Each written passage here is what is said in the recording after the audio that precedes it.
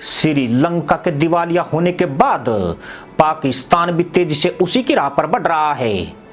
पाकिस्तान का विदेशी मुद्रा भंडार रिकॉर्ड निचले स्तर पर है। उसके पास इस वक्त 9 अरब डॉलर फॉरेक्स रिजर्व बचा है।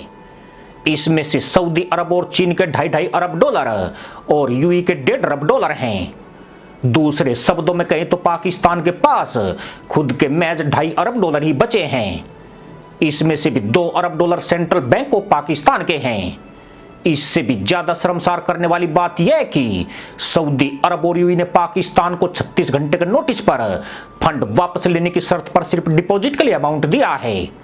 यानी शहबाज सरकार चाहकर भी इस पैसे को खर्च नहीं कर सकती है। जबकि पाकिस्तानी रुपए का हाल डॉलर के आगे बेहाल है।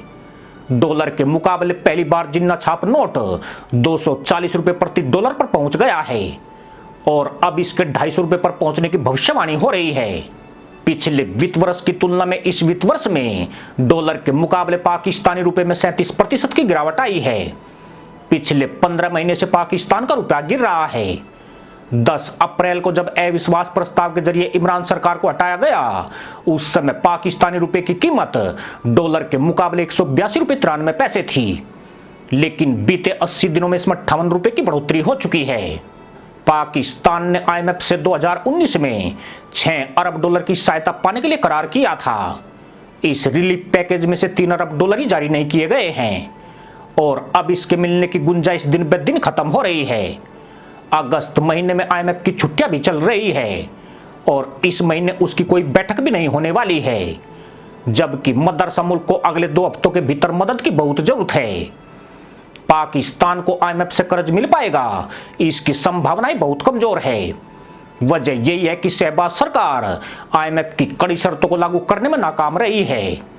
जनता के आक्रोश के डर से उसकी हिम्मत बिजली की कीमतें और तेल के दाम बढ़ाने की नहीं हुई है। इसके अलावा पाकिस्तान जिस तरह कर्ज में आखंड डूब गया है, उसके चलते अंतर्राष्ट्रीय वित्तीय संस्थाएं भी राहत पैकेज जारी करने से हिचक रही है। पाकिस्तान के वित्त मंत्रालय से जारी दस्तावेजों के अनुसार जून 2013 में पाकिस्तान का कुल सार्वजनिक कर्ज और सार्वजनिक रूप से गारंटीकृत बाहरी कर्ज 44 अरब 35 करोड़ डॉलर था, जिसमें से सिर्फ 9.3% चीन का बकाया था। अप्रैल 2021 तक यह विदेशी ऋण बढ़कर 90 अरब 12 करोड़ डॉलर हो गया था, जिसमें पाकिस्तान पर चीन का कुल कर्ज 27.4% था। यानी पाकिस्तान को अगले 3 वर्षों में चीन को IMF की बकाया राशि के दोगुने से अधिक चुकाने की जरूरत है। जबकि इन जाहिलों के कटोरे में इस्तंजा के लिए भी पानी नहीं बचा है। आर्थिक भंवर में फंसते मदरसा मुल्क की हालत देखकर देश के मुल्लाओं के तहमंद बलूचिस्तान की बाट बन गए हैं। पाकिस्तान की मीडिया से लेकर तमाम नेता तक अब कतर, यूएई, सऊदी अरब और चीन को कोस रहे हैं। आर्थिक संकट में पाकिस्तान की मदद करने के लिए कोई भी देश नहीं आ रहा है। जबकि चीन भी पाकिस्तान को बोझ समझकर किनारे खड़ा हो गया है। दरअसल जहां पैसा बनाने की बात आती है, वहां चीन सबसे आगे खड़ा दिखता है। लेकिन जहां मदद या समस्या सुलझाने की बात आती है, वहां चीन सदैव पीछे हट जाता है। श्रीलंका में चीन ने इसी नीति का पालन किया है और इस वक्त वहां भारत ही कोलंबो की मदद के लिए डटा हुआ है। दरअसल पाकिस्तान के अर्थशास्त्री और कारोबारी इस्लामाबाद सरकार से लगातार अपील कर रहे हैं कि अगर वह भारत के साथ व्यापार शुरू कर दे तो देश को आर्थिक संकट में फंसने से बचाया जा सकता है। भारत से व्यापार शुरू होने से पाकिस्तानी अर्थव्यवस्था को गति मिल सकती है। इससे खाद्य वस्तुओं, दवाइयों और सब्जियों के दाम में कमी आएगी। साथ ही चीनी कपास और गेहूं संकट से भी निजात मिलेगी। एशिया में भारत एकमात्र देश है जो आर्थिक मंदी के दौर में भी सबसे मजबूत स्थिति में खड़ा है।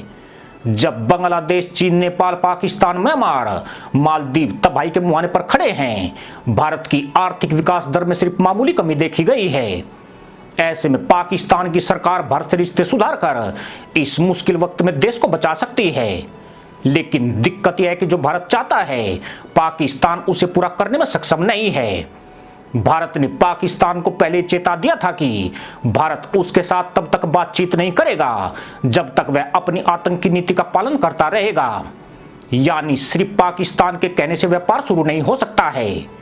इसके लिए उसे उस रास्ते को साफ सुथरा करना पड़ेगा और ऐसा करने की हिम्मत पाकिस्तान के किसी नेता और किसी भी जनरल में नहीं है। इसी के साथ अनुमति दोस्तों, जय जवान जय किसान जय हिंद, वंदे मातरम।